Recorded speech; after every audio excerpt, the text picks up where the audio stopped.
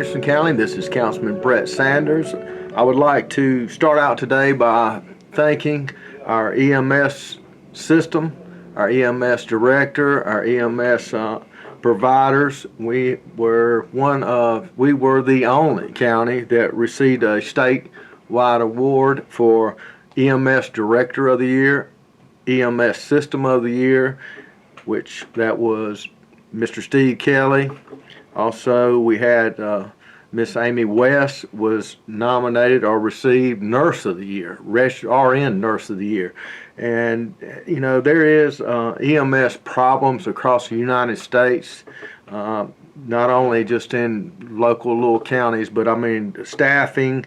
There's a lot of issues, paramedic shortages, and I would just like to give a special thanks to Don McCowan, Steve Kelly, and Med for partnering with us on our QRVs, MedShore, and those that received those awards. Right now we have 100% staffed.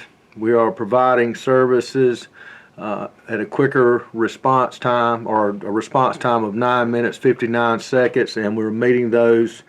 Yeah, we're meeting our response times 95% of the time, and prior to the change we were 60 to 65. So I'm very proud of the hard work and effort that went in such a short period of time as we transverse from our old system to our new system, and to see that it's working better and more efficiently. There's always room for improvements on anything, and I think we have the people in place to continue improving and making it continue to improve it, making it one of the best systems in the United States, not just the best in South Carolina. Undertaking, and a lot of people were dubious. Tell people, are you pleased, surprised, or just amazed at how things have gone? Well, I'm certainly proud of everybody that's been part of the EMS change. This was a 60-year-old system that was completely overhauled and changed at the direction of County Council. When they voted on it, we had 45 days to put together a county-wide system. We had county QRVs and stations to put in place, ambulance stations throughout the county that we currently weren't operating. MedShore was only covering 50% of the county when this new system was implemented. We did it in the middle of a pandemic, we did it in the middle of COVID, and we also did it in a time when a lot of our leadership was having some health issues. So it's really remarkable what's happened. But you know, I'm just so thankful that we're surrounded by so many men and women that come in every day and take care of the patients when they're called 24/7. 365 days. It's been, what, 18, 19 months ago. When county put this in, did you ever think it would move ahead this quickly? We knew that with the quickness that we had to implement it, that we would have a lot of things we'd have to catch up and make changes as we went. I didn't think it would fall into place as fast as it has to this point. We're very happy with the accomplishments we made to this point and want to continue to improve it. When you saw the numbers and you were evaluating it, did you kind of know that y'all were ahead of everybody else, that y'all were one of the best or the best in the state? When we first started evaluating the numbers, we were doing it in-house. So to make sure that we were doing it correctly and that there was no bias, so we now have a third party that evaluates those numbers. They are better than what I thought they would be this quickly into it. And they mentioned a little bit in there, but remind people of some of the numbers and the metrics that proved y'all successful and why y'all are the best in the state. We try to maintain the 90% of our responses have a resource on scene within that 9 minute and 59 second. We stand behind the numbers that we have, and we make them available to the public and publish them. I can't tell you another EMS service in the state of South Carolina that openly will provide you with their EMS response times. I'm not aware of one anyway. And what kind of cooperative effort and what kind of hours of work did it take to get to this point? When council decided this was the route we were going, it was pretty much a 24-hour-a-day thing until we actually went operational on that September the 1st. Then when it went operational, it was still on all hands on deck for the next 30, 45 days, making changes and making sure everything fell into place where it was supposed to. So given that you already knew the numbers, how meaningful was it when y'all were named the best in the state by your peers? It was very meaningful to us. It is something that I don't think Anderson County has ever received that award for. Definitely gives us something to shoot for in the future also. How about you? When you were named the Director of the Year, how did that feel? I was very surprised. I was. You gonna shooting for that again? I was surprised to get it this time. I'll be happy with this one. Introduce yourself to people who don't know you. Amy Jo West. I'm an emergency room nurse at AMED Health for the last 26 years, and I am the base medical manager here at Lifelight, also here based at AMED Health. And what changes have you seen over the years?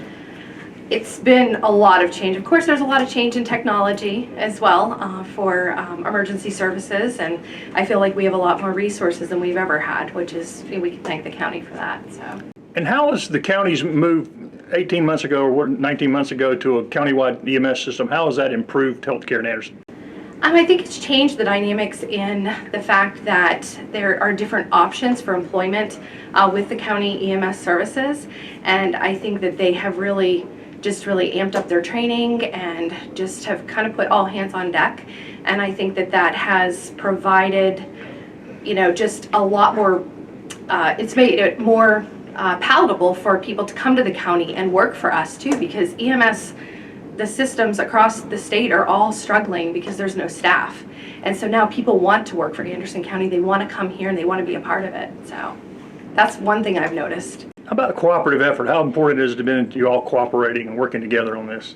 Well, I can speak from the emergency department and Lifelight, and we have an amazing relationship with everyone, with MedSure, with, we never see a strange face. Like, we see the same faces, we all know each other, we work well together between the county with the QRVs and MedSure ambulance, and then in the ER, and then in Lifelight. So we all collaborate together, we all give each other loop closure, share, where we could improve, what we could do better on each call, and I think that's the one thing that we have going for us, is just, this is a group of people that want to be a part of this community and they want to do better. Also tonight we honored Anna Marie Brock. She is a county employee who's been with Anderson County for 45 years. She came straight out of Tri-County Tech into Anderson County as she put it, a young girl, and has been here ever since. She is our risk management person that helps with our insurance and other things to make sure we get the best rates and the best quality service we can for our money. And like I said, 45 years at one place is an amazing feat, and as my grandmother used to say, bless her heart. And just want to thank her and for her service and everyone else that contributes to the success of Anderson County. Plugs in. All right, did you ever think that this day would be coming? You'd be up here and the county council would be honoring you for 45 years? I did not. I did not. It's just one year after the other, and I just kept. I thrive on challenges, and my whole career here has been challenges, troubleshooting, and serving the taxpayers of Anderson County. That was ingrained in me from Miss Annie Francis, to always remember that when that taxpayer came in, that their problem was the only thing, it was the most important thing that they had on their mind that day, and we were to serve them for that, and she was so right. And I noticed coming in tonight, a lot of people working here hugging you and shaking you. You've worked with a lot of good friends and made a lot of good friends here. A lot of the people here were people who were former colleagues as well as colleagues now, so yes. Tommy said, we're not kicking you out, they're just honoring you. You plan on staying and continuing to serve the county? Yes, sir, I'm gonna hang around a little while longer, yeah. And what do you like best about this job? I mean, very few people stay that long in a job anymore. Government is full of challenges, and I thrive on challenges, and it just, laws change, this changes, that changes, and it's always moving in another direction, and it was always another fire, so to speak, that we would have to put out, and that's it in a nutshell. I mean, I have enjoyed my career here. I have thoroughly enjoyed it. It's been very challenging at times, but it's been so rewarding. Were you surprised when they came and told you county council wanted to honor you tonight? I was surprised. I absolutely was surprised. Is it meaningful to you? It was very meaningful. You don't often see that, so you know what I'm saying? Tonight, in our council meeting, we had third reading, which was, one was enlarging the industrial park that I discussed earlier for 3 projects in Greenville County, and what that does is allow the developer or builder or corporation or company to take advantage of any state and possibly local incentives that's out there for the companies. And again, we have that reciprocal relationship with Greenville County, and everything that Greenville County puts in, we receive 1% of, and likewise for us going into Greenville. We also had third reading tonight on the Habitat for Humanity at 212 West Church Street, which they're there now, and they are actually using or utilizing the property now that the county owns on the backside there. So we are just doing a lease agreement. That way they will be taking care of that property and cutting the grass and utilizing it. So I think it was a 2-year lease with renewal for 2 years at the end of that. So glad to see that Anderson County was able to help Habitat for Humanity, and we appreciate all that they do for Anderson County. First reading tonight, we had come up a traffic impact study that we had been working on, and I think there were some other things that was addressed tonight on that actual thing about turn lanes based on the number of traffic flowing in and out of a subdivision. And what we had to keep in mind is, you know, a lot of these are on state roads. So on a state road, Anderson County Council, we have zero input. That is nothing to do with Anderson County. And there were a few things that came up tonight, and we voted to send it to the Planning Commission, because any project, especially in unzoned areas, definitely going to go before the Planning Commission, and this would be another tool in their toolbox to evaluate a project. And we sent that to them, and then they will look over and either make suggestions or pull things out of it. So what that will, after that happens, then it will come back before council, and we can look at those suggestions and then vote on it or make changes to it again.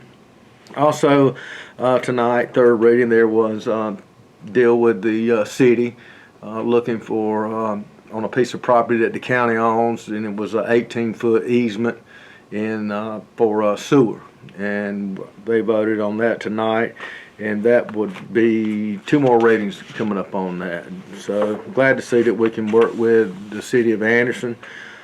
Finally tonight, there's one that was the first time for me seeing is like Frankenshire off of 81, and it was a company that's been here since 2002 and employed a lot of people out there. They closed down, and they're moving, or they're not moving, but they have other plants in, I think they said Dubai, some other areas, Mexico. And the thing about it, what I thought was interesting tonight was I got to see the reversal or the backside of a fee and lieu agreement. You know, they came in with the fee and lieu agreement. They agreed $2.5 million investment, X number of jobs, and they had met that requirement, and then, you know, exceeded it again. But as they dissolve a corporation or move out, those things kind of back out. And at a state and a county level, we monitor those things, and if they haven't met or their requirements, then there are terms in there, clawback terms, that we can actually go back towards the company, and they have to reimburse the county and or the state at a state level on any incentives that we offered. And it was good that you know, they met their requirements. And you know, I hate to see anyone close up, but you know, they're really not closing up. They're still working. The company's still prospering and moving forward. They're just closing this location, and I think there was some underlying issues on expansion, possibly lease agreement. They did not own the facility, so there's a lot of other factors in play. But I do want to thank them for their 20, 21 plus years here in Anderson County. And finally tonight there was a tree ordinance that came up out of Public Planning Works Committee that just came before council that had some issues and concerns based on, you know, how it's going to be enforced, what we can and can't do legally as a county. So that thing tonight was tabled for further legal advice on, you know, how to proceed and looking at what we can and can't do as a county. Also, you know, we voted on unanimously for Mr. Cole Walsh in District 4 to serve in the vacant at-large seat we had on the Planning Commission. Young guy, energetic, born and raised here in Anderson County, and I think he will be a great asset and look forward to him serving on the Planning Commission. So that pretty much sums up everything that we went through tonight. I'd just like to thank everyone for watching and giving me the opportunity to serve you guys. And if anyone has any questions or concerns, please don't hesitate to reach out.